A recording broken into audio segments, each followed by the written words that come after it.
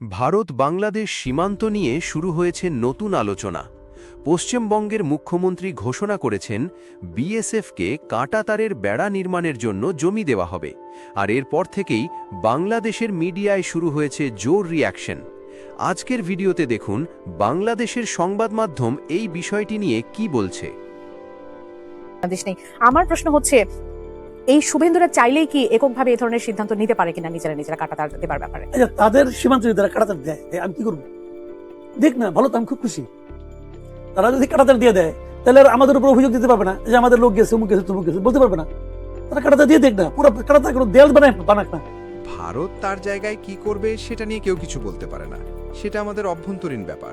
চলুন আগে দেখি। সমস্যাটা কি আমার? তার জমিতে সে দেয়াল দিবে, কাঁটাতার দিবে, পুকুর খুঁড়বে, শুনলাম নাকি সেখানে সাপ ছাড়বে, কুমির ছাড়বে, এটাও শুনছি। সাপ কুমির ছাড়ার কথা ছাড়ুক না, সমস্যাটা কি আমার?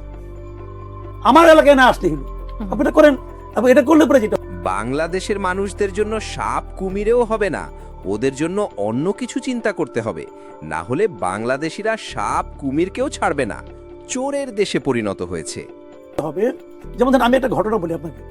এই আসামের যে মুখ্যমন্ত্রী আছে না, হিমন্ত বিশ্ব শর্মা, উনি গত মাসে একটা ইন্টারভিউ দিয়েছিলেন এবিপি হিন্দি চ্যানেলটাকে। সেখানে উনি বলেছিলেন যে উনি প্রতিদিন সকালে ঘুম থেকে উঠে ঈশ্বরের কাছে প্রার্থনা করেন যে ভারতের সঙ্গে যেন বাংলাদেশের সম্পর্কটা স্বাভাবিক না হয়, ভালো না হয়। উনি চান না যে ভালো। হেমন্ত বিশ্ব শর্মা আসামের মুখ্যমন্ত্রী হওয়ার পর অবৈধ বাংলাদেশিদের কিভাবে পুশব্যাক করছে সেটা বাংলাদেশিরা ভালোভাবেই জানে।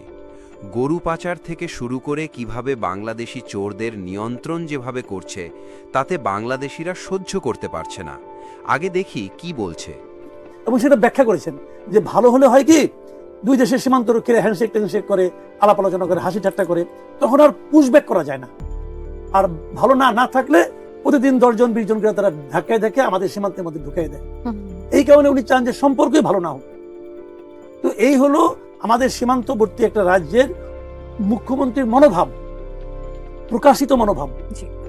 বাংলাদেশ এর এখন বিজেপি শাসিত রাজ্য সরকার দ্বারা বেষ্টিত।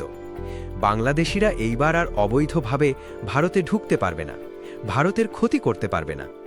এখন আমাদের সীমান্তের সঙ্গে যে রাজ্যগুলি আছে, এগুলো সবই বিজেপি শাসিত রাজ্য মোটামুটি। এখন পশ্চিমবঙ্গ ছিল না, ওটাও হয়ে ত্রিপুরা, আসাম, সবাই। এখন তারা সবাই যদি আমাদের এখানে পুশব্যাক করার মানসিকতা রাখছে, এটা হিমন্ত বিশ্ব শর্মা বললো, তাহলে তার বিপরীতে যদি কাঁটাতার দেয় তো ভালো, পুশব্যাক করতে পারবে না।